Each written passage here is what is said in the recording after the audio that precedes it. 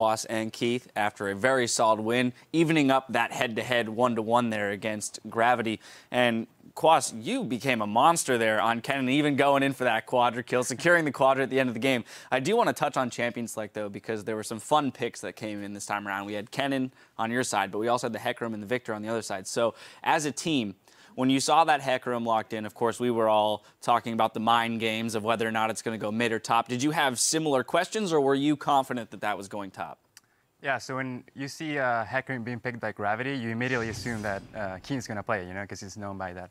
But we also knew that Hansers played in solo queue, so we knew the possibility of that being the case. But we decided to pick Kennen because it was a pretty safe pick for top for me, and I think it would have been fine either way. So the first pick Lysandra had come in, was that originally intended to be a top lane pick, and then it was flexed to the mid lane for the Kennen, or did you just kind of have, hey, this is a really safe pick because we can play it in either place? Yeah, that's how most teams perceive Lysandra. It's like a pretty safe pick. I mean, I've played it before, and Phoenix also plays it, so depending on the matchup, we tend to flex it, yeah. All right.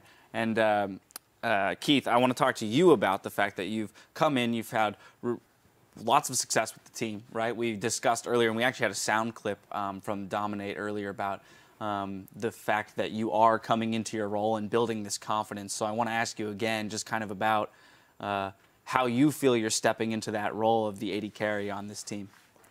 Well, honestly, because after a couple games at LCS, I'm getting used to it. So I think I can play more at ease, and I can just mesh with the team, and we'll just play how we normally do, and yeah.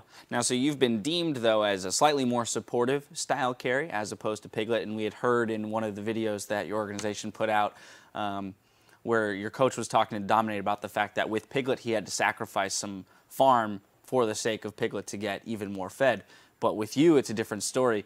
Do you feel like you are still able to fulfill the duties of an AD carry role within the confines of having less farm? Yeah, and also there's less pressure on me.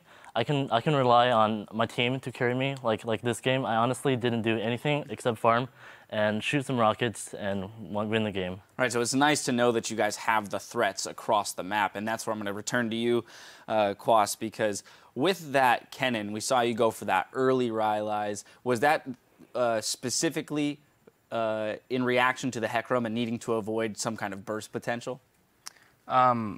I think it's pretty good into the team comp. I think just being a little bit tankier was really beneficial, because if I rushed like an Hourglass, I would have gotten bursted down by the Victor really easily.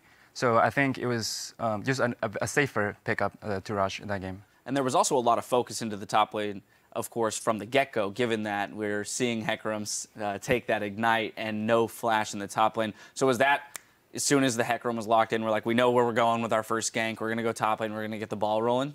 So actually, I tried playing the Hecarim with Ignite top, and I died to the first gank that came to my lane. So I was like, yeah, Dom, let's do the same thing to this guy. And then it worked out pretty easily. Yeah, absolutely. It got you rolling. You had that ranged matchup. Was there any fear, though, as well, of a lane swap? Because we here on the desk were hypothesizing how much tougher it is for Hecarim, obviously, against a ranged harass champion like Kennen.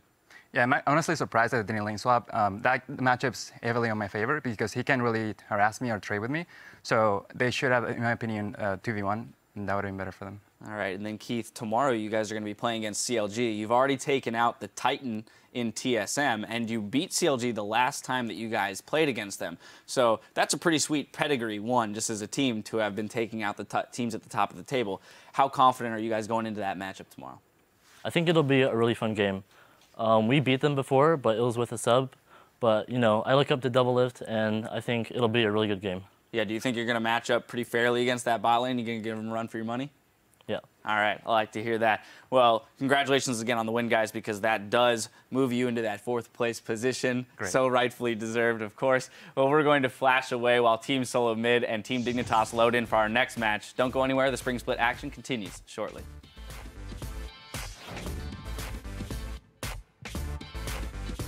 All right, let's go. Go. Crush. Go!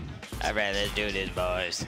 Playing that very nicely. Quas gets Gravity where he wants him, but is it ready for the slicing Maelstrom? That's going to be 2 wiped out. Right, Phoenix went in real hard. He does have the Zanyas. It has not been used yet, so he can still put himself in safety. That's going to be slicing Maelstrom. Flash forward. Cop gets caught. That's going to be Keen as well. The barrier's on, but it's only going to last so long, and it's going to be Liquid taking down Gravity.